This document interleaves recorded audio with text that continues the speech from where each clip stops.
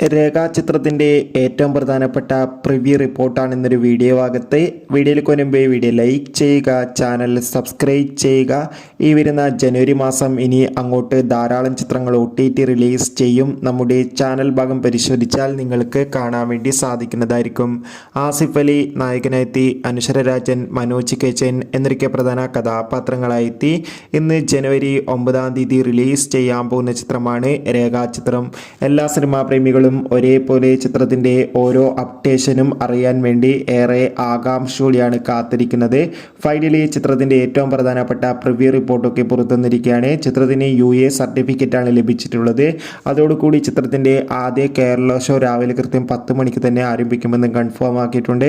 അതോടുകൂടി ഇപ്പോൾ വന്നിരിക്കുന്ന പ്രിവ്യൂ റിപ്പോർട്ടിൽ സൂചിപ്പിക്കുന്ന ചിത്രം ഒരു മികച്ച ത്രില്ലർ ചിത്രമായിരിക്കുമെന്നും അതോടുകൂടി രേഖാചിത്രം 2025-ലെ ആദ്യ ബ്ലോക്ക് ബസ്റ്റർ ചിത്രമാണെന്നും ഒപ്പം ചിത്രത്തിൽ ആസിഫ് അലിയുടെ അതിഗംഭീരമായ പെർഫോമൻസ് ഒക്കെ കാണാൻ വേണ്ടി സാധിക്കുമെന്നും.